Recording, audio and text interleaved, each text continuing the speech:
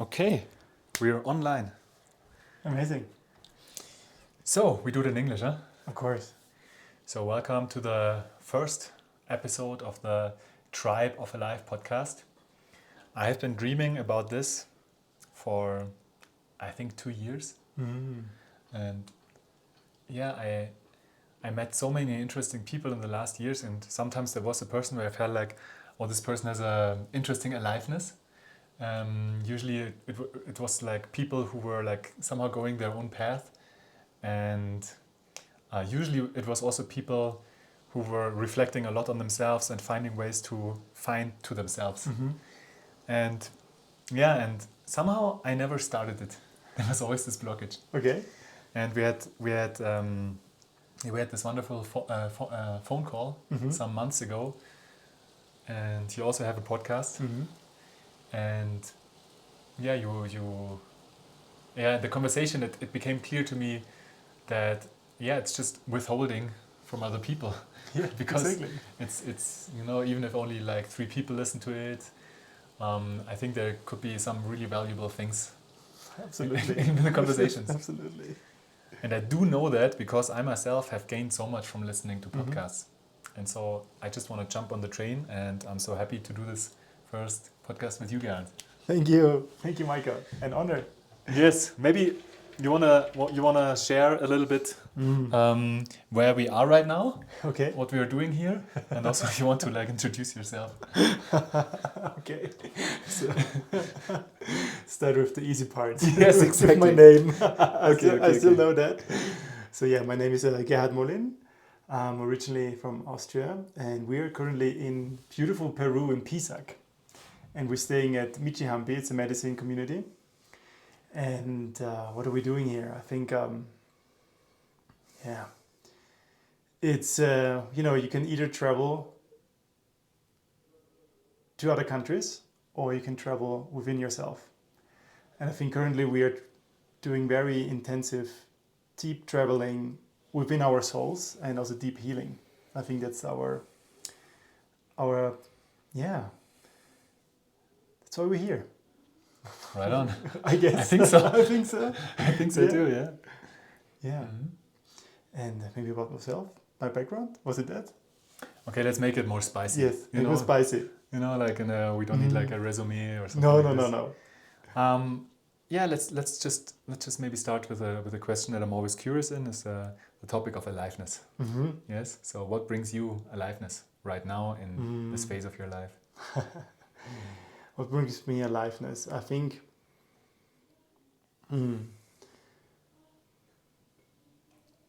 waking up every day and knowing I'm waking up with complete awareness that I'm waking up, and awareness that why I'm here, where I am. I think that's for me, knowing the answer to the question, know why I'm here, with a complete awareness that I'm like, I chose to be here, and I know my reasons why I'm here. That's for me being alive. Let's dive right into that. Yeah. So what are your reasons? I think my reasons and like to be here is because like quite recently I quit a job, so it's a quite new chapter in my life, and the reasons why I'm here. So it actually starts always with a feeling why I should go somewhere. And then I follow that feeling, my intuition. And once I arrived here in Pisac, in Peru, it was like this weird sense of like complete dissolving. And suddenly I had to realize, okay, life really told me I need to be here because I have to let go some parts of myself to be ready for the next chapter. To be really ready and fully awake for the next chapter. And first, I didn't exactly know what's going to happen. But now, as every day progresses and you trust the process and you surrender the whole process, you suddenly see more and more, like, what are the areas you had to let go? And with every day I wake up here, my confidence grows in my future path, so to say. Yeah. Beautiful. Yeah, I mean, what you just said, like to find your own path, and to be able to let go what is not that path, so that the path can somehow like show itself, and is not blocked by our ideas about ourselves or about the world, but like that we have a fresh eye on it, right? It resonates a lot with me, especially right now, because we like 1 hour ago we went both through an intense process. It's a Bufo ceremony, and for people who don't know what that is, it's a toad medicine, and it's very, very strong, a psychedelic medicine. And I still cannot really wrap my head around what happened there, but what I can say, what I experienced was that you smoke it, and when you inhale it, deep, you already feel the world is dissolving and you're disintegrating, and it really feels like dying. Yes, and I have done it before, and it was very helpful, and I trusted to do it again. But like for you, you told me already there was this voice that said like, "Are you sure you want to do this?" Because I think when we change and when we go deeper and deeper into our alignment, these parts that we're holding on to, like certain ideas or beliefs or certainties, they kind of have to die. Yes. Literally and they don't want to. They want to stay. They want to stay because it's comfortable. And also like you kind of like you nurture them. You feed them by keeping them with you. That's the scary part. And like just like to add to this experience, like it was actually funny that you went first, because I saw how you kind of like your process, and you can of course share more. But I think watching you, it actually was in favor of this entity that didn't want to do it, because seeing someone else going through the process, it's even more scary. You see what's happening, and then but then I was really just focusing on myself. I was meditating. I closed my eyes, and I had a conversation with this entity of myself. It's like, hey, as you said, like it was it really like I saw it so clear. There was something there. I didn't know what it was, but all I could do is just say, take my hand. We're gonna do this now. Yeah, it reminds me a little bit of, like it's a scared child that says like, I'm not sure about this. Is this safe? Yeah. And then comes the older brother or like the grown-up dad and say like, hey, you can trust me. I take the lead, and I understand you're afraid, but I know this is good for you, and this is good for me, and this is a good thing, even if it looks scary. And was it for you in your process? Was it also that you had to let go of something? Oh yes. Yeah. Yes, big time. Yeah. Big time. So I went into the ceremony with the intention of healing inside of myself, the relationship between my internal dad and the internal boy. Because I didn't experience, like when I was growing up, very close and very warm male connection. Okay. I know that my dad did the best that he could to his capacity, and he had his own issues why he could only connect to a certain degree. Yeah. And so I, as a child, felt like there is no real father connection that is encouraging me and taking me by the hand, like we just described. And so I thought, like, I want to change this. I wanna be that for myself and soothe the part of myself that feels sometimes so insecure, and I'm not sure if am I allowed to be here? Am I allowed to live my life, basically? Okay. And so, what happened in the second part of the ceremony, which is, by the way, only like 30 minutes each, which is mind-blowing because like so much happened. But in the second part, when I was like basically coming back from death, when I was coming back, was first, there was intense energy inside of me that started moving me. And that happened also last time I did the Bufo. It was like a little bit like an exorcism. And I felt like, okay, it doesn't make sense to resist it. So a part of me was just like waking up and moving my body around. I was spitting things out, and and when this happened, also last time I already felt like this is a good thing. It looks very scary from the outside. Yeah, It yeah. looks like an exorcism or something like that. But on the inside, it feels more like, oh, my own aliveness is waking up and fighting for my aliveness. Yeah. And it's like, you know, when the chicken is hatching the egg, it doesn't look so beautiful. It's a little bit ugly. It's bloody. It's like difficult to watch, and you just want to take away the peel, right? But it wouldn't help the chicken. It needs to go through this the whole process. Yeah. It's a birthing process, and this is how it felt also from the inside. Wow. Yes. You know, like for me, as I said, it looked very scary, but also like, you know, I've known you, and it's like, you know, like this, like there's just this process going on. But also, like, I thought, like, it almost looked, for me, that this moving around was almost like, because you were moving towards the exit of the tipi. Wow, really? And then you also reached for the bucket to spit it out, whatever was in you.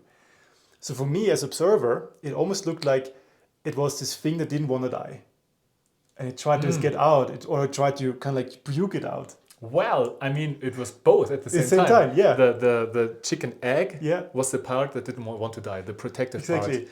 And the chicken Wanted was to my get out, aliveness. exactly. So they It wrestled was like with this each way, other. it looked like a wrestle, to be honest. Like, it's like out, but then again staying in. Yeah. And, you know, it was fascinating. I mean, these parts that want to hold on are so deeply ingrained in our psyche and also in our body that it needs a very deep impulse to go basically below that and push it out from below, from a deeper level. And I have done many years of psychotherapy and all kinds of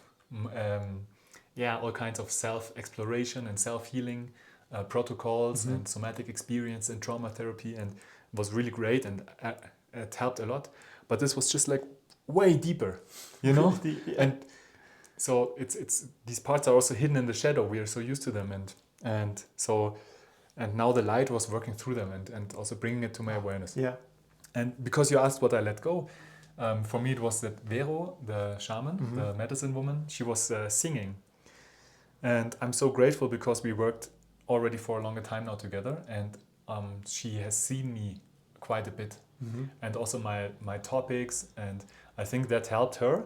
And at the same time, she stepped into her intuition and guided with her voice the topics. She was singing about my internal stuff. So one big topic was the responsibility that I felt as a child. Yeah. And she was singing about that. And then I felt like, oh, how difficult this was as a child. And then she sang about the frustration that was going along with that.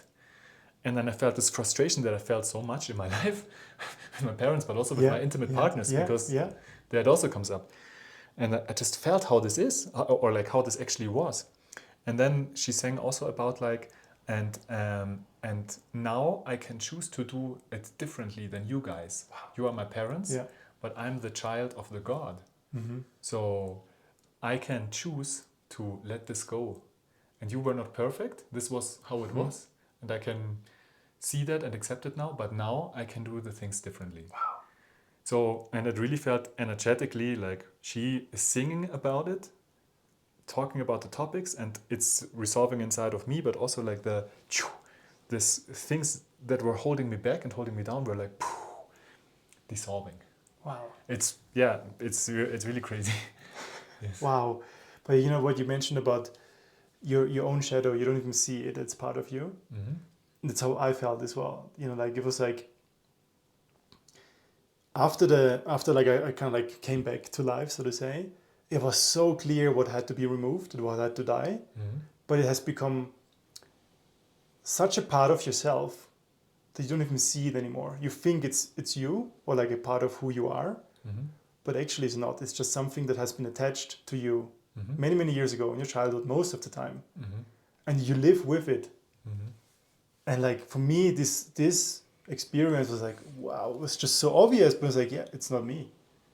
And then knowing where it comes from, and like it had to die, and like the death experience, I think talked about this quickly. It's like, you know, like you inhale and you're just like, it's a scary feeling. Like it's like this ripping apart. And you're like, wow. Wow. Yes. It's I don't know how it feels to die, but it feels really like you're dying. Like, absolutely. Very like, scary, because you just, yeah, it's really hard to describe in words, and maybe it doesn't do it justice at all. This feeling of complete, everything you thought you are is just detached.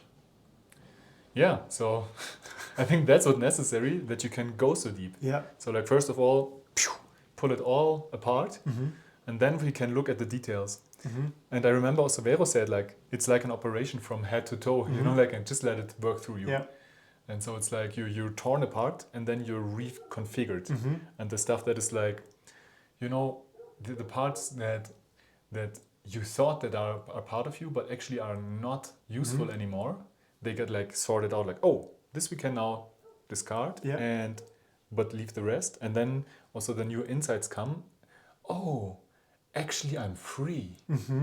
And I think also, you know, a lot of life energy and aliveness is bound to these conditions, because when you know, the children have so much energy, you know, they express themselves and they are free, and then to shape it into an identity structure, like, oh, this is actually how I am or how I should be, and then you're stuck in this, it's binding your energy somehow. This is how I feel like. Absolutely. And to release it is then it can flow more freely. Especially things that are not really, like, you know, we shape our identity, but often we shape the identity like by either people tell us who we are or what we can or what we cannot do, or traumatic experiences. So actually this identity is just life energy sucking.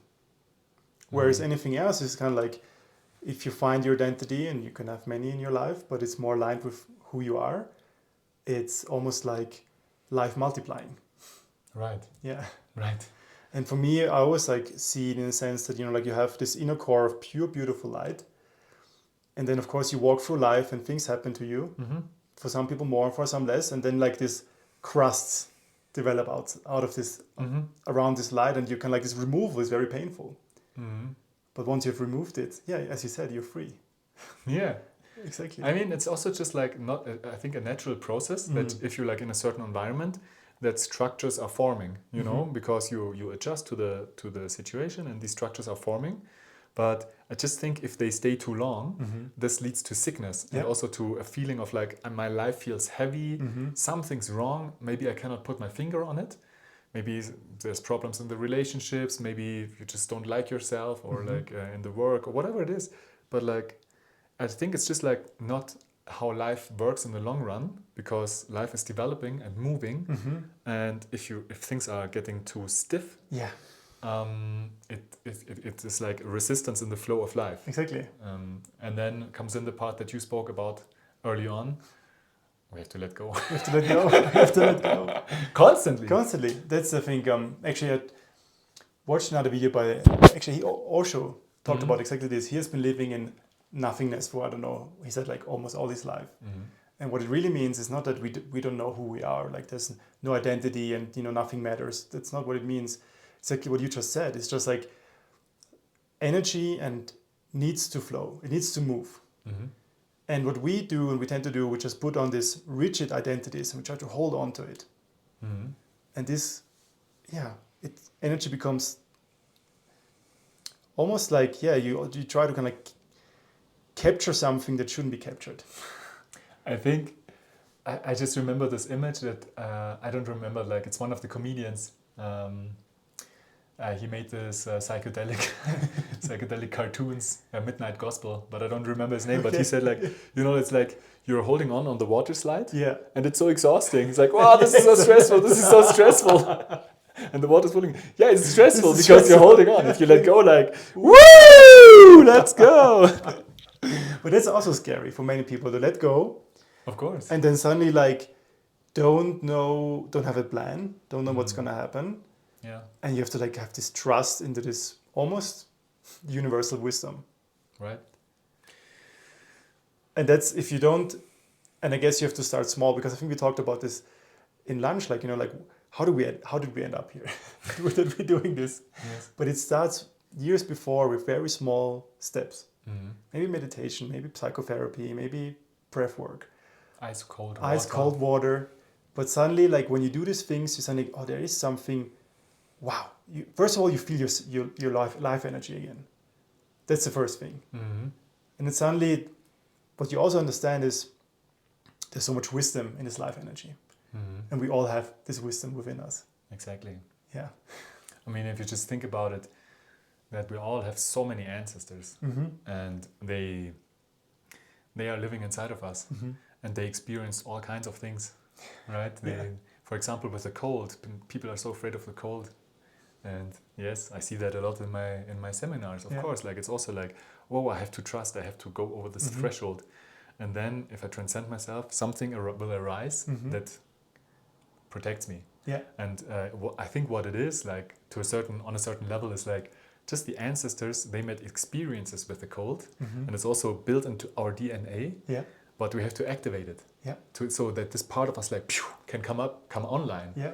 And so we have so much inside of us. Imagine like millions of ancestors dealing with social situations, with heartbreak, Mm-hmm. with the death and the Mm-hmm. tragedies of life, with finding their own instincts in order to find food. Mm-hmm. All these kind of things are living inside of us. Absolutely. Yeah. And then as well, if you think about why. So it's a quite interesting question. It's like, why does it happen that we can get wounded and traumatized, and why can it block our life energy? Why can it happen in the first place? And then also like, why should we even bother to unblock this life force? And I think our conversation during lunch inspired me to think about this. Let's assume, just for the sake of argument, there is something called heaven and earth, or heaven and hell. Or when we die, what happens then? And yeah, maybe that's exactly the case. We die as we died today. And you said like, there's going to be a check. Okay, let's see. Let's look at you. What is kind of like, how much of your life force is moving and how much is still there? Mm-hmm. And they will remove everything that's blocking and take this energy and reintegrate it into the world, which kind of happens when we die because our body decomposes, the atoms go back into nature, and our soul just goes back into this universal wisdom. And I guess the more we can heal and keep the life energy fluid while we are biologically alive, the better we can actually understand why we're here and understand how we can contribute to this universal wisdom. Mm-hmm. That's what I thought. I mean, like, I want to stick with this image for a second, because this topic of heaven and hell, I think it's very real, but not in the sense that, God judges us in the end of the life, and then we go either forever into heaven or forever into hell. But I think it's a constant process. Yeah. And, like the hell is this holding on. Mm-hmm. If you stay there for a long time, it's going to be unbearable. And in my worldview, or like how I see it right now, I can also imagine, like, if you hold on right now to everything, also like when you physically die, it's going to stay difficult.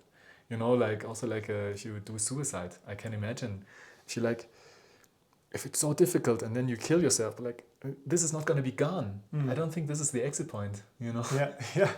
Maybe it is. I don't know what's happening, but like, it seems to me that we have to die these small deaths in order to stay in heaven, because it's already here. Exactly. Like, I don't think that we have to wait until the physical death, but we absolutely. can just like die right now to a certain degree and realize, wow, this is pure magic.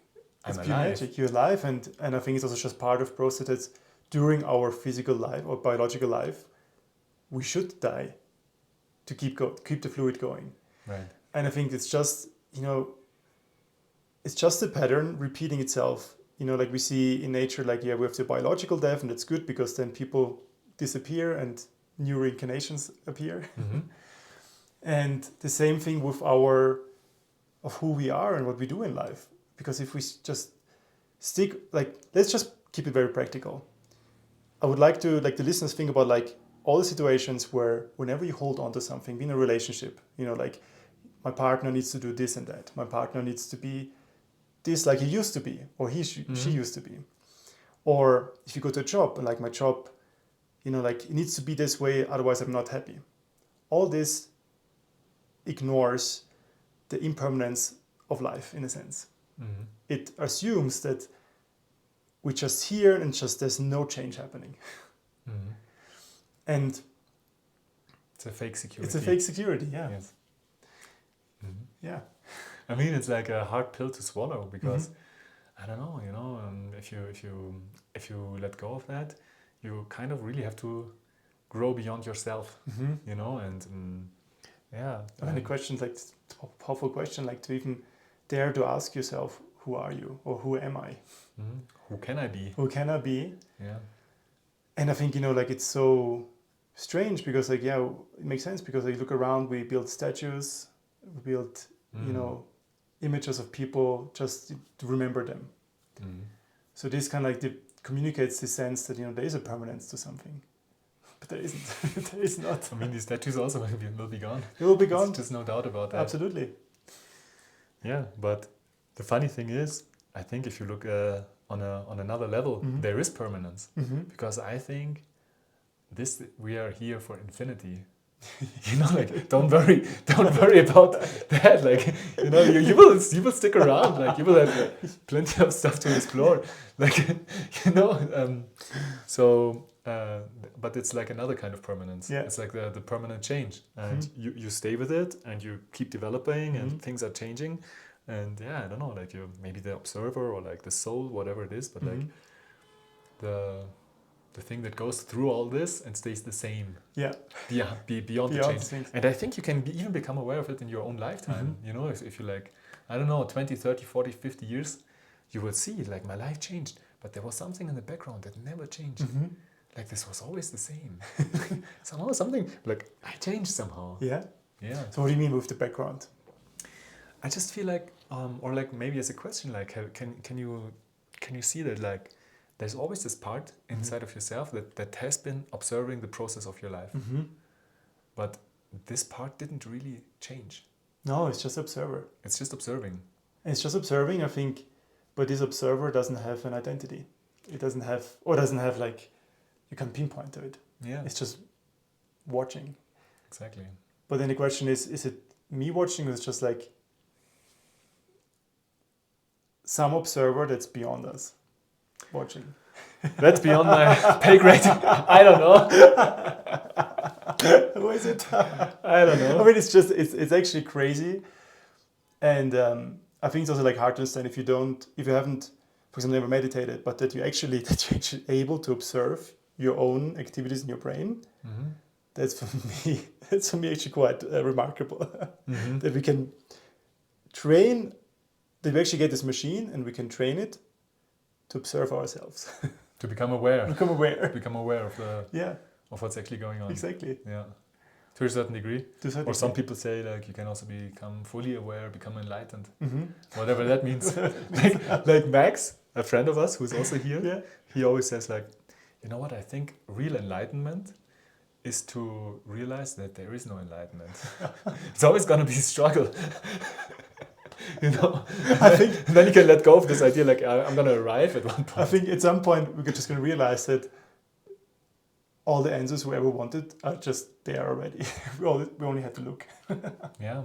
I mean, I don't know, like somehow it's also so simple. When I think about it, like as a child, you just do your thing, you just explore the world, and then somehow this conditioning comes in and this programming, and then you don't trust your own impulses anymore, you don't trust the world anymore, and then it's just like coming back to this child mode, because the child also has not so much of an identity.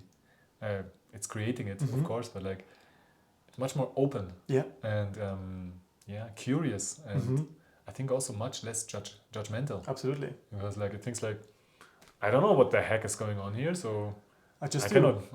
I'm just here, I just do. And yes, I think they're coming back to, we start off with a very sense of a strong intuition muscle, and then somehow along the line we don't train this muscle anymore, and we also don't trust this muscle anymore. This intuition, it's just like that tells us like, all right, we know what to do and we know where to go, but for some reason we put more weight on what other people tell us. Yeah, I mean, I think also like as a small child, I remember like being in school. I think what we crave really as children is a relationship with the grown-ups. And I think I was really craving it. I just like, someone have a relationship with me. Can I be seen, please? And then there was this strange distance to the teachers, and they were very far away and said, yeah, you have to do this and this and this. You basically have to adjust to the rules that are present here. And I think like the inner process was like, okay, maybe if I do that, then at one point there will be a drop of love coming down to me. You know, yes, maybe this is a, you know, but so you kind of sacrifice yourself because you think this is the way to earn the love. And then you integrate this worldview, for example, that you cannot trust your own intuition. Yes. Or like, yeah, that you have to follow the rules that someone of like authority gives to you. Some authority, but also like the notion that someone will give you the answers you were looking for. Right. That's the crazy part. Right. We always like kind of keep on moving forward in the hope there will be an answer waiting for us. But actually it's all within us already. Yeah, I think it's I don't know, like a necessary realization when you grow up that you realize the others also don't know what they're doing. Nobody knows what they're doing. There's so much pretend. There's so much pretend. So much pretend. Yeah. I had such a nice situation recently because always when I went to the legal offices, you know, to renew my passport or like do this official stuff, you know, the feelings of the school came up like, oh fuck, I hope I didn't fuck something up. And like, this is the perfect organization and they do everything perfect. And now they will find out that I'm somehow flawed. This is the feeling I got going there like many years. And then recently, you know, like I got married to my wife, but we decided for now to keep our names. And then I started receiving letters from the police and from other offices, like with her name on it. Okay. And so I said, okay, that's weird. You know, like they've registered me now like as Babaganov, but I'm Michael Nuss still. So I called, and she was quite nervous when I told her that. It's like, whoa, that's not good. And so she found out, and one person just made a mistake, and said like, okay, he takes her name. You know, and this is just a simple example to see like these are also, of course, just people. Just people. And maybe they're very strict with themselves and also maybe good at organizing, I don't know. But, you know, this idea that someone can judge you, it's also like not true because they also have their flaws. But they also, they're also the same people. They also just want happiness and love and authenticity. And they also suffer in their role, most likely. And actually, this week I had a group call for this coaching program I'm doing, the flow coaching program. And there was like beautiful conversation with one lady, and she said she actually burst in tears because she quit her job 6 months ago. And because like she was so happy when we were in a group of 3, and she just said like she's so grateful because it feels like it's such an authentic conversation we're having and like such authentic people in this group. And then she shared because like it was so devastating. She was working in HR and education sector, that she would go to work and she had to kind of like have these masks on because she couldn't be authentic. And it's just so energy draining. You know, it just drains your energy to kind of like, and there was actually another study quite recently that is linked to being authentic to well-being. Because being non-authentic actually increases your cognitive load. So you have to constantly put more energy up to kind of like keep up this mirage of who you are. That makes total sense. This makes total sense. That's why you're exhausted at the end of the day. And it feels also like you don't live. And I think, you know, what you just said about the legal office, there's just so much pretend. We go there and you feel like, oh, it's a legal office. Yeah. They know everything. Sure.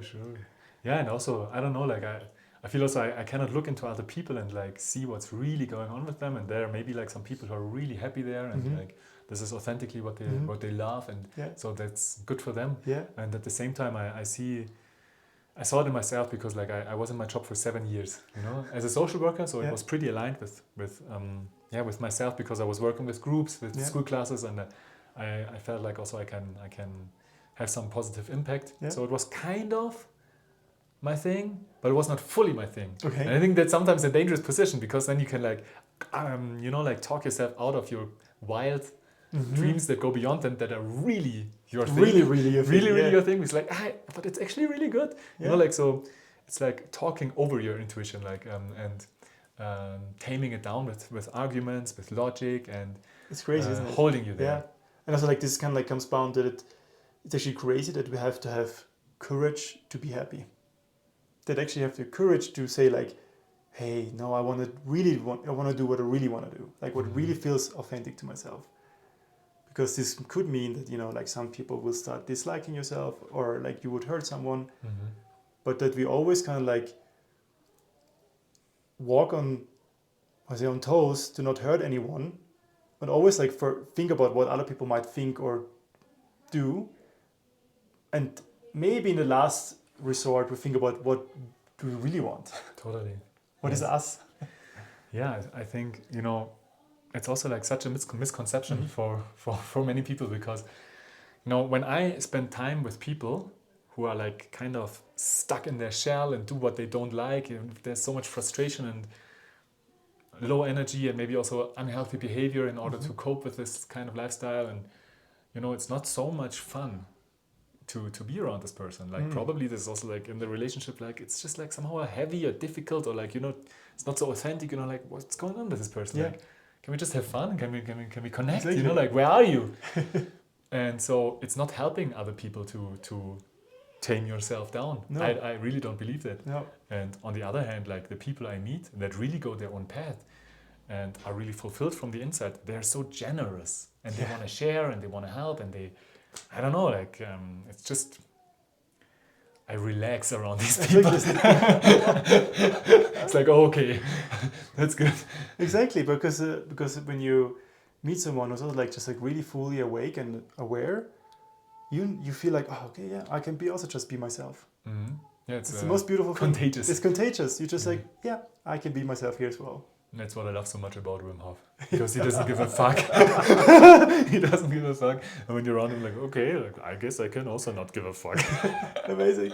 Yeah, it was, when I did the instructors training, it was really eye-opening for me, because, you know, we went there and just, you know, I think when you're leading a group and you emanate this allowance, it really like informs the whole group system.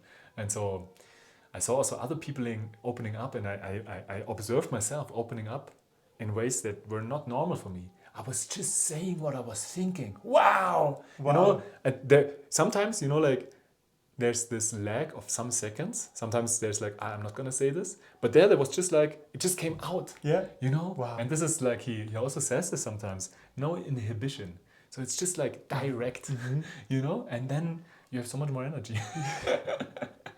Yes. I'm not saying that I'm in this state all the time. Yeah. For me, it's like a practice to also realize, you know, this part of myself that is shy and so on. This is not really me. You know, this is just like a protection part. But still, it's often active inside of me. Yeah. And I try to become more and more the dad that says like, you're shy right now, that's fine, but we're going to speak anywhere right now. Like, nobody's going to do anything. Exactly. It's fine. Exactly. And if they try, okay, they can try. Yeah. Like, we can protect ourselves. And this comes down again to what we've experienced today. Like many people probably experienced it as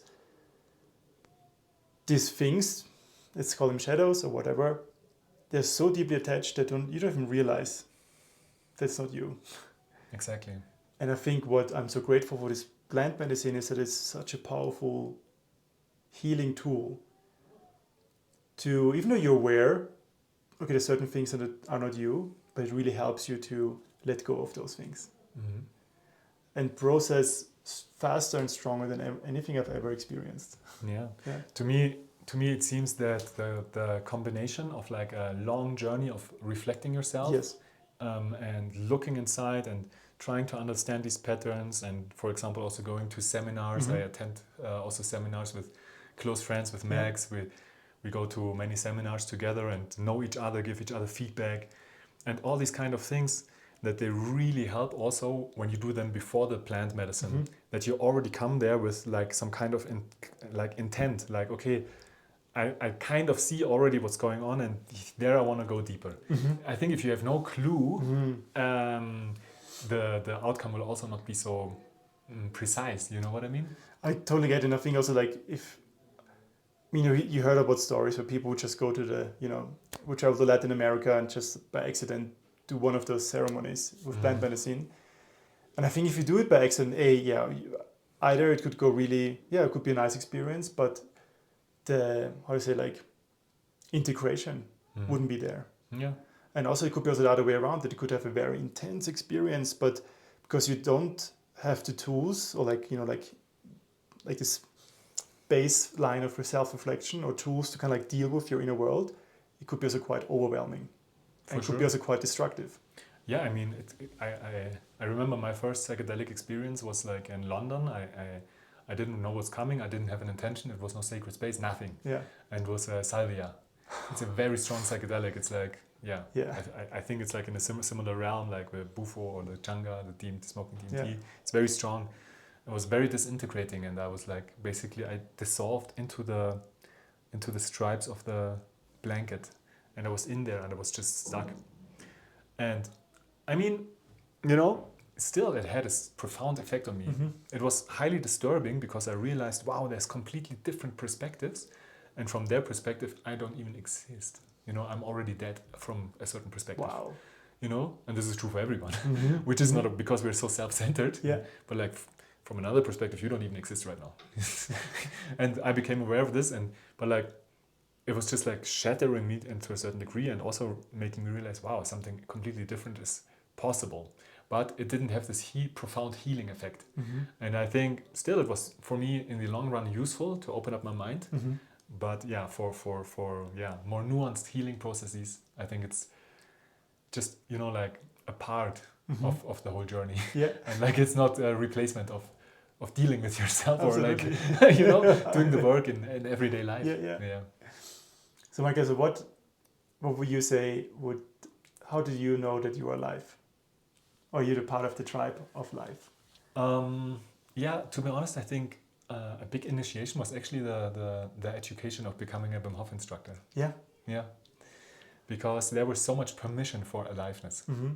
And this is also, I mean, I think it started earlier because I had this like a dark depression, you mm-hmm. know, and there I found inside of myself like the point that said like, no, we don't go down further the spiral because this is leading into just deeper and deeper suffering. You know, it doesn't help. Yeah.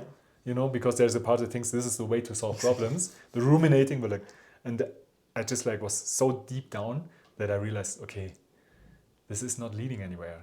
I will die if I continue this, and I want to live. Mm-hmm. So there I found the spark inside of myself that was maybe also fighting today in the ceremony for me. That said like, no. Mm-hmm. It was a very clear feeling, like we're gonna find a way. And then I saw the Wim Hof method.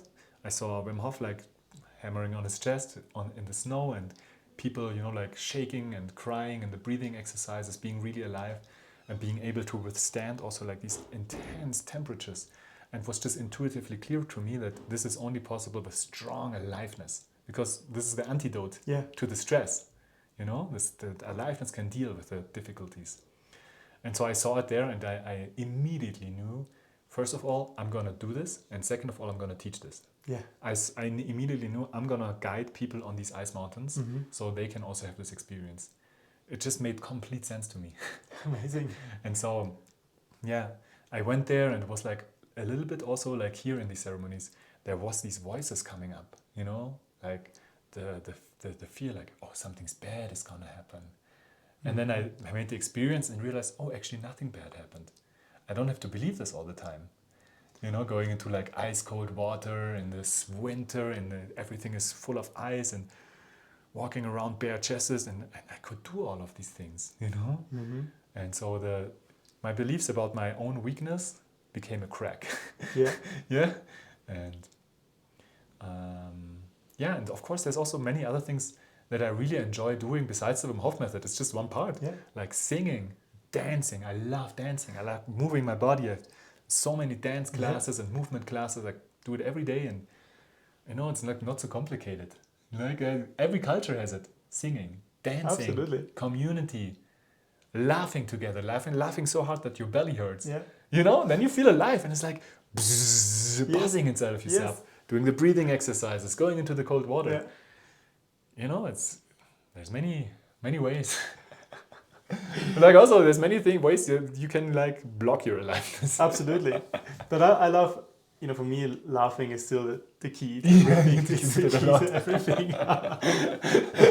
And just the other day, I think 3 days ago, I read these really inspiring stories, but it's apparently, I don't know if it's real, but there are these 3 monks, and they would just walk from town to town and just laugh. just like this, just laughing your ass off. Just like laughing your ass off, walk from town to town. And then one day they would reach a town, and one of the monk dies. And the other 2 monks keep laughing. They keep laughing. And then all the people in the town is like, what the hell? This is so, why are you laughing? Someone died, you know? That's really intense. And then I think the story goes on that they would share that the person who died, he asked, so like, hey, let's make a bet. Who dies first for the 3 of us? And he said, I would die first. He was right. He was right. That's why they were laughing.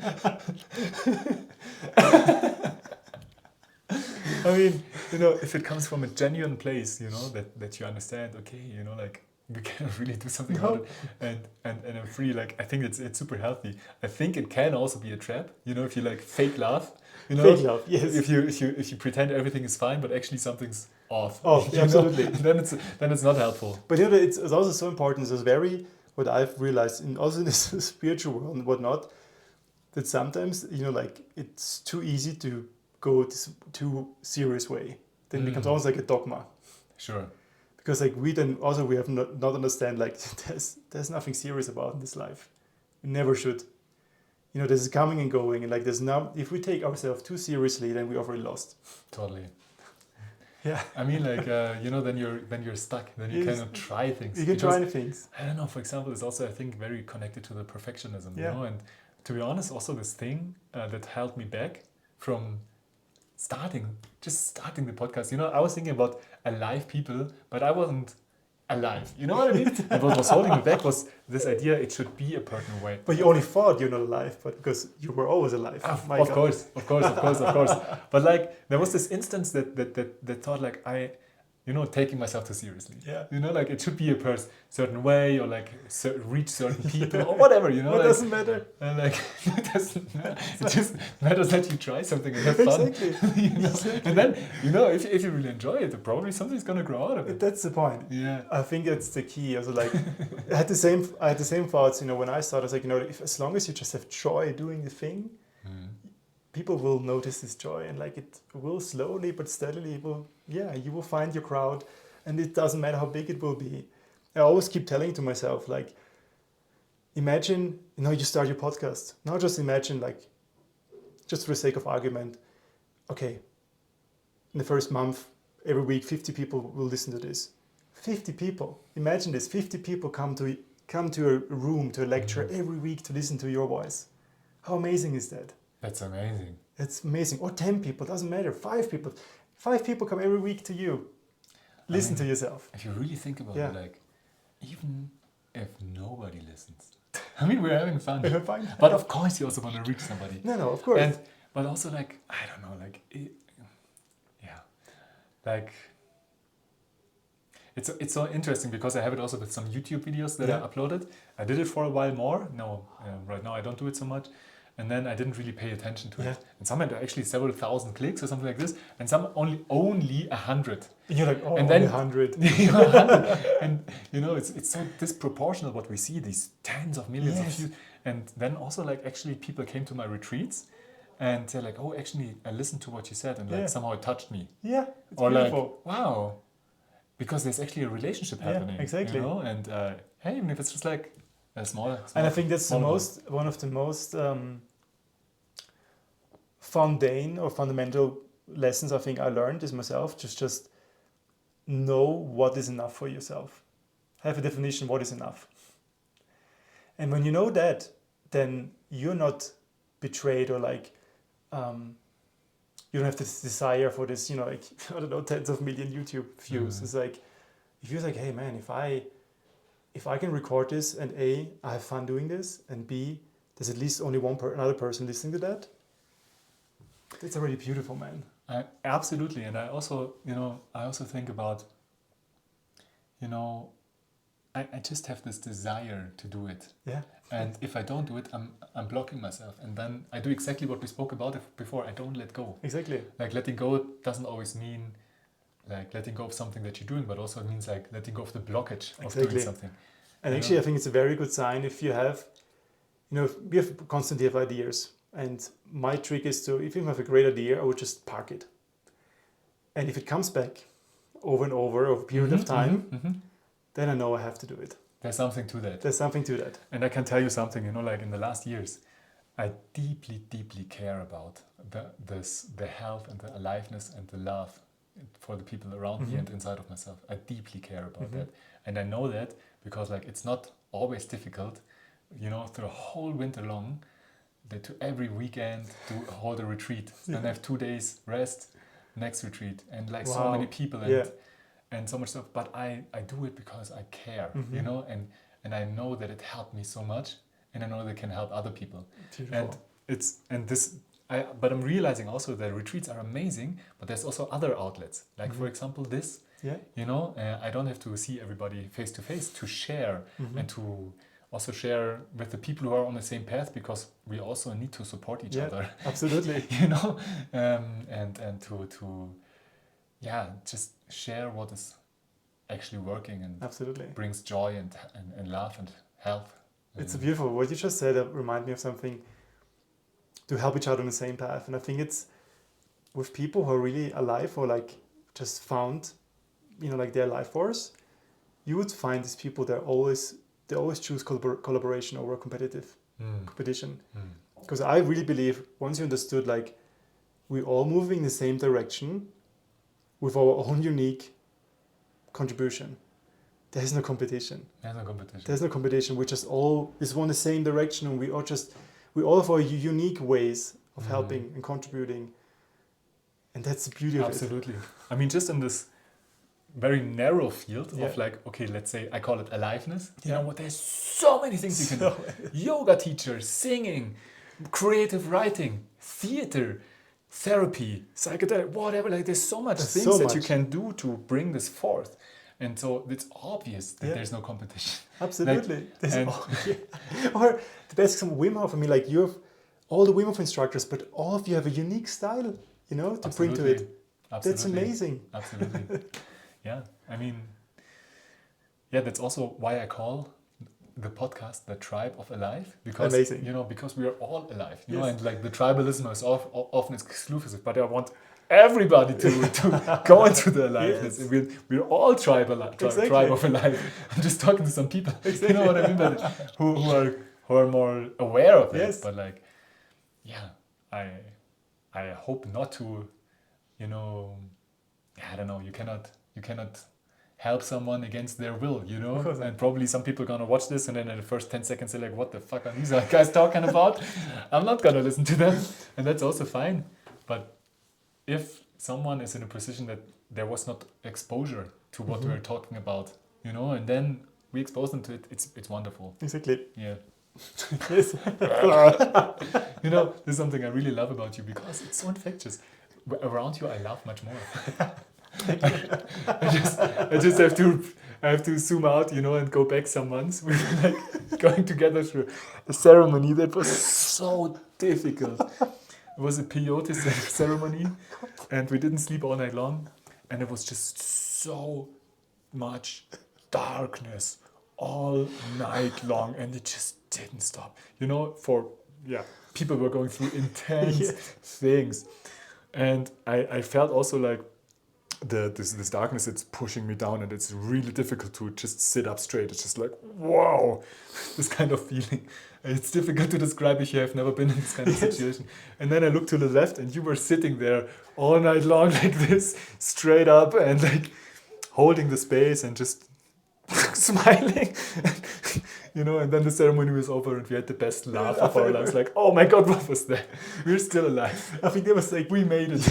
Just like this, that's what I mean. Like there's this laughter, just like, wow, we made it. Yeah, man. And you said afterwards, as long as I can smile, nothing can beat me. Exactly. And this is like, I remember that, and I thought about it several times afterwards. Yeah.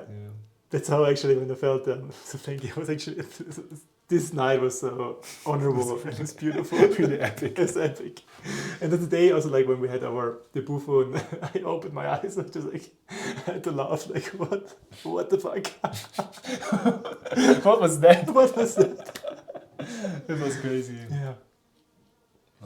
All right, Brother. Hey. Thank you. It's such a pleasure to be with you on the journey, and I'm so happy that we met and share a little bit of the path together. And yeah, I really love you. I love you too, Michael, and I'm so happy that I've the honor, to be the first guest on your podcast, and can't wait to listen to what amazing people you'll meet. I mean, I just want to really give also respect to you, because your way of doing your podcast and being committed to it, it not only affected the people who are listening to your podcast, but it will affect many people who are listening to my podcast now. Because you encouraged me to do this. Absolutely, so, it's so beautiful. It's sometimes not easy to see what ripple effects something has. Even if you have like 10 clicks, you don't know what these 10 people are doing. No. And Michael, when you were to talk in August and you told me about your podcast idea, the first thought was like, what is he waiting for? What is Michael waiting for? It's like, there's so much to share. Yes, amazing. Thank you for going your path and encouraging me, and I feel a lot of support and love. And maybe you want to share also about where people can find your podcast and what it is about. And I mean, my podcast is called The Unreasonable Art of Living. Perfect name. Perfect name.